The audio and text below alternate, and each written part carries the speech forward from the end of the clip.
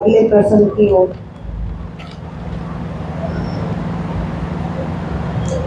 जरासंध की ओर। जरासंध कौन थे? 2 दिन पहले भी हमने चर्चा की थी। कंस के ससुर जी, वो राजा थे।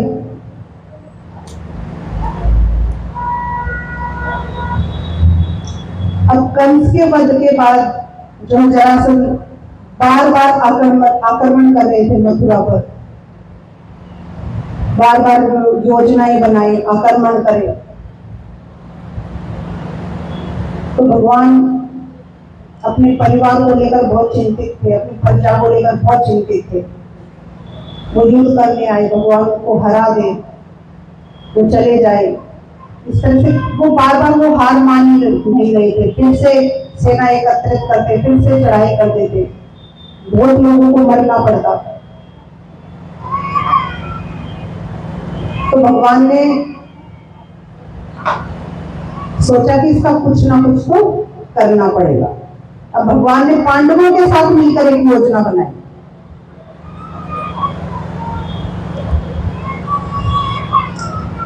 देखिए, भगवान उसको सीधे सीधे नहीं मार सकते थे, जरासंध को। क्यों नहीं मार सकते थे? क्योंकि जरासंध जो है बहुत बड़ा दानी था, दान करता था, वो बहुत हर रोज दान करता था, और उसके जो दान कर्म है वो भी उसको बचा रहे थे। अब आप ऐसे मत सोच लेना कि दान करते जाओ और पाप करते जाओ तो वो धुल जाएंगे। नहीं महाराज, जरासंध ऐसे ही करता था। तो उसका क्या हश्र हुआ ये आप सुनेंगे, कुछ को तो पता भी होगा, पर सत्य यही है, इसमें कोई दो राय नहीं है कि दान करने से पाप कटते हैं।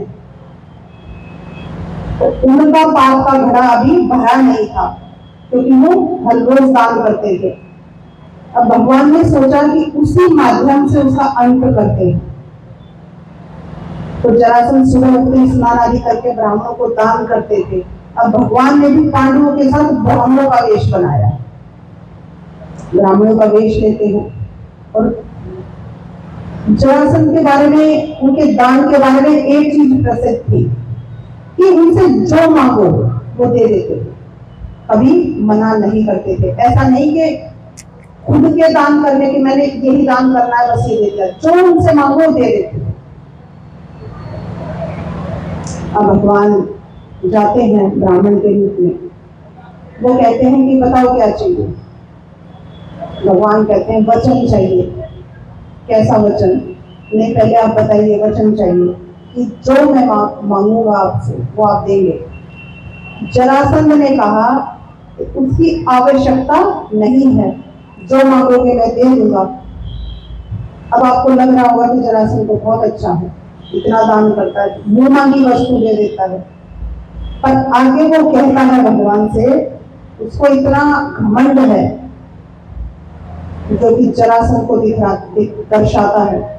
वो कहता है कि ज्यादा से ज्यादा क्या मांग लोगे, मेरा राज्य दे दूंगा, लेकिन शाम होते होते मैं उसको वापस युद्ध करके छीन लूंगा। मेरे अंदर इतनी शक्ति है, इतना शक्तिशाली हूँ। वो ये बात भी साथ साथ बोलता है कि दान मांगने वाले जरा सोच समझ के मांगे। ठीक है। अब अर्जुन को गुस्सा आया उसकी इस बात पर कि मैं छीन लूंगा। अब महाराज, गुस्से में इंसान गलती कर बैठता है, उसको गुस्सा आया, उसने गुस्से में, क्रोध में आकर अर्जुन ने अपना हाथ दिखाया ऐसे कि जितना कहा जाए उतना करो। अब इसमें तो कोई गलत बात नहीं है, कोई भी कह सकता है, लेकिन उन्होंने जो हाथ दिखाया वो गलती उनसे हो गई। क्यों? क्योंकि भगवान ने पहले 4 वर्ण बनाए हैं। कौन कौन से? ब्राह्मण, क्षत्रिय, वैश्य और शूद्र, 4 वर्ण बनाए हैं। पहले क्या होता था कि सब वर्णों का अपना अपना काम होता था। तो उस समय गुरुकुल में जो शिक्षा देते थे वो ब्राह्मण थे। क्षत्रिय जो थे वो युद्ध करते थे, राजा बनते थे, रक्षा करते थे, और वैश्य व्यापार करते थे, और शूद्र सेवा का कार्य करते थे। तो सब अपना अपना कार्य करते थे। ऐसा नहीं है कि क्षत्रिय वैश्यों का काम कर रहे हैं, वैश्य शूद्रों का काम कर रहे हैं। अब समय बदल गया है, लेकिन पहले ऐसा नहीं होता था। पहले जिसका जो वर्ण है वो वही कार्य करते थे। तो अब अर्जुन जो है वो क्षत्रिय थे, वो बाण चलाते थे। अब बाण चलाने के लिए जो धनुष पर प्रत्यंचा चढ़ाते हैं, तो उससे अंगूठी पर एक निशान बन जाता है। तो वो निशान केवल क्षत्रियों के ही हो सकता है। तो अब अर्जुन ने जब हाथ उठाया तो जरासंध ने पहचान लिया कि ये ब्राह्मण नहीं क्षत्रिय है। ये उन्होंने गलती की अपना हाथ दिखाकर। अब जरासंध कहता है कि तुम जो भी हो अपने असली रूप में आ जाओ। ठीक है, आ जाते हैं। अब जरासंध कह रहा है कि आप इस रूप में क्यों आए? भगवान कहते हैं क्योंकि हमें युद्ध करना है। जरासंध ने कहा ठीक है, ये तो तुम सीधे सीधे भी आकर कह सकते थे, मैं युद्ध से मना थोड़ी करता, पर तुम्हें तो कोई काम सीधा करना आता ही नहीं है। खड़े भी टेढ़े होते हो, बांसुरी भी टेढ़ी रखते थे, नाम भी टेढ़ा है, काम भी सारे टेढ़े हैं, और युद्ध करना है तो आए भी टेढ़े तरीके से ही है। तो अब अर्जुन कहते हैं, इसीलिए कहते हैं टेढ़े से भिड़ना नहीं चाहिए। ठीक है, भगवान कह रहे हैं मेरी तारीफ हो गई हो, तो मुद्दे पर आते हैं। जरासंध कहते हैं ठीक है, मैं युद्ध करने को तैयार हूं, लेकिन तुमसे युद्ध नहीं करूंगा। भगवान को कहते हैं, तो किससे करोगे? जरासंध कहता है भीम से करूंगा। सिर्फ वही है जो मेरे सामने खड़े होने के लायक है, और तो तुम एक दिन भी मेरे सामने नहीं टिकोगे। ऐसा घमंड है उसको। वो कहते हैं अच्छी बात है। भगवान कहते हैं ये तो और अच्छी बात है, क्योंकि मैं तुम्हें अपने हाथों से मारना ही नहीं चाहता। क्यों कहते हैं भगवान ऐसा? क्योंकि जो भगवान के हाथों से मरेगा वो कहाँ पहुंच जाएगा? भगवान के धाम। और जरासंध के कर्म ऐसे नहीं थे कि वो भगवान के धाम जाए। ठीक है, अब युद्ध आरंभ होता है। पहले युद्ध के नियम होते थे कि सूर्यास्त के बाद जो है युद्ध विराम हो जाता था। अब महाराज एक दिन, 2 दिन, 3, 4, 5, 6 ऐसे पूरे 27वां दिन हो गया युद्ध चल रहा है, परंतु जरासंध को इतनी सी खरोच नहीं आई है, उसका कुछ नहीं बिगड़ा। उसके पीछे कारण है। वृद्धवीर नाम के एक राजा थे, उनकी 2 रानियां थी, पर उनकी संतान नहीं थी। उनके नगर में एक संत आते हैं। अब राजा ने उनकी खूब सेवा की। अब संत को पता चला कि राजा की कोई संतान नहीं, क्योंकि राजा ने नहीं बताया था, वो निस्वार्थ भाव से सेवा कर रहे थे। उनको पता चला कहीं से। अब लेकिन उनको ये नहीं पता था कि उनकी 2 पत्नियां, तो वो अपने आप से राजा को फल देते हैं कि ये तुम अपनी पत्नी को दे देना, तुम्हें पुत्र प्राप्ति होगी। ठीक है, अब राजा जाते हैं, अपनी दोनों रानियों को फल देते हैं कि आधा आधा खा लो। वो खाती हैं, गर्भवती होती हैं, 9 महीने बाद बालक पैदा होता है, लेकिन मृत आधा हिस्सा एक रानी की और आधा हिस्सा एक रानी की, ऐसे बालक पैदा होता है।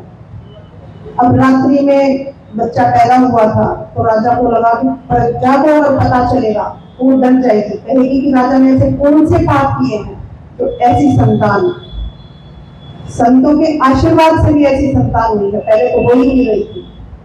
तो राजा को ऐसा लगता है, वो रातों रात उन दोनों हिस्सों को वन में फेंक देते हैं।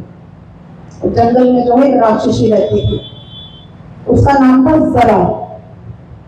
जरा नाम की राक्षसी थी। तो वो उन दोनों हिस्सों को पकड़कर जोर जोर से चीखने लगती है। जी जी जी जी माने प्राण, बोलते हैं जी निकल गया, जी प्राण, जी जी करके चिल्लाती है और दोनों हिस्सों का संग कर देती है।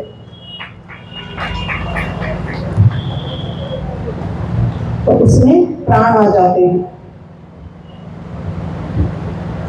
तो जरा नामक राक्षसी ने उन दोनों हिस्सों का संग किया, तो नाम पड़ा जरा संग। जिसको हम जरासंध बोलते हैं, नाम है जरासंध। इसका मतलब ये हुआ कि जरासंध जो थे उनका बीच का हिस्सा ही सिर्फ कमजोर था, दाएं बाएं उन पर कोई भी वार किया जाए उनको कोई असर होने वाला नहीं था। अब ये चीज भगवान को पता थी। अब भगवान जो है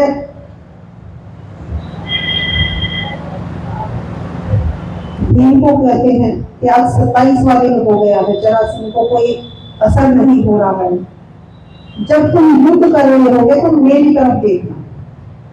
भीम को बोलते हैं भगवान, ठीक है, युद्ध आरंभ होता है दोबारा से 27 के दिन। अब भीम युद्ध कर रहे हैं और वो भूल गए हैं कि भगवान ने देखने की ये बोला था कि मेरी तरफ देखना, ऐसा बोला था। तो भगवान इंतजार कर रहे हैं, अब देखे, भीम नहीं देख रहा है। अब भगवान जोर जोर से चिल्लाने लगे, अहो भीम, अहो भीम। और ऐसा दिखा रहे हैं भगवान कि उनकी दाव की प्रशंसा कर रहे हैं, लोगों को पता नहीं चलना चाहिए। अब भीम सोचे कि ये दाव तो भगवान 27वां दिन हो गया, कई बार ये दाव तो देख चुके हैं, आज इतनी प्रशंसा क्यों कर रहे हैं। फिर उनको याद आता है कि देखने को कहा था, वो देखते हैं। अब भगवान ने एक टहनी उठाई और उसको बीच में से फाड़ दिया। अब भीम जो है तुरंत उड़ते हैं, पूरा नहीं देखते, और जरासंध के दोनों एक पैर पर एक पैर रखते हैं, उसको फाड़ देते हैं। जैसे ही फाड़ कर फेंकते हैं वो दोनों हिस्से फिर से जुड़ जाते हैं और वो जीवित हो जाता है। अब प्रेम फिर देख रहे हैं भगवान की तरफ। भगवान कहते हैं पहले ही पूरा देखने का। अब भगवान फिर से एक टहनी उठाते हैं, उसको बीच से चीर देते हैं और उनको विपरीत दिशाओं में फेंकते हैं। दोनों हिस्सों को चीर कर और विपरीत दिशा में फेंका। इस प्रकार जरासंध का वध होता है। इस कहानी से हमें सीख मिलती है कि भगवान के दिखाए रास्ते पर भी हमें चलना चाहिए।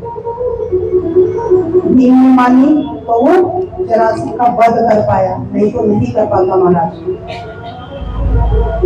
हमें और आपको भी ये बात माननी चाहिए, भगवान के बताए रास्ते पर चलना चाहिए,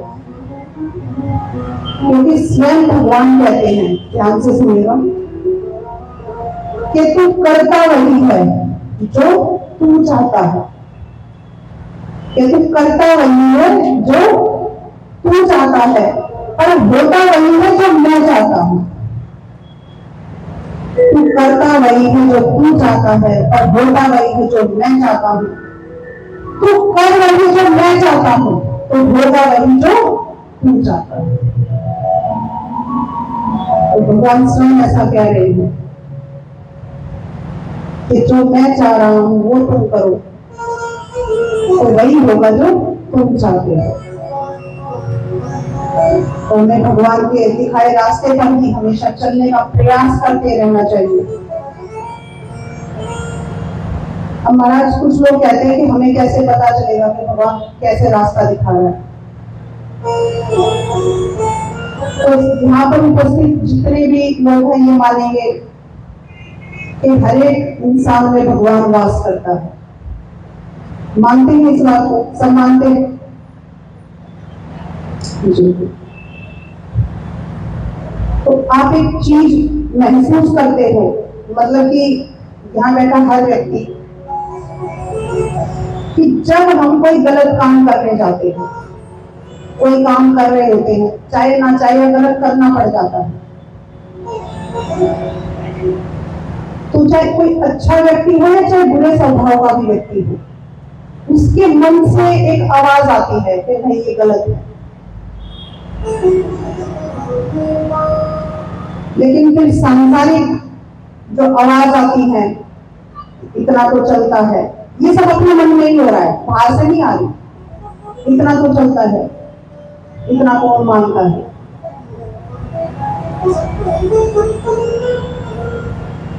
तो वो जो पहली आवाज है जो सिर्फ एक बार आती है, वो भगवान है। हमारे मन के अंदर बैठा हुआ वो भगवान है। शैतान बेशक हावी हो जाए उस आवाज पे, क्योंकि कलयुग है अब। लेकिन भगवान एक बार रात जरूर दिखाते हैं, जबरदस्ती नहीं करते हैं। तो यही कह रहे हैं कि मर्जी आपकी है, इसीलिए भगवान अपनी लीलाओं से सिखा रहे हैं कि भगवान के रास्ते पर चलना चाहिए, प्रयास ऐसे करते रहना चाहिए। तो हमें अपने उस मन की पहली आवाज को सुनना चाहिए, तो आप कभी जिंदगी में गलत नहीं करोगे। सबके अंदर भगवान है। बोलिए कृष्ण कन्हैया लाल की जय।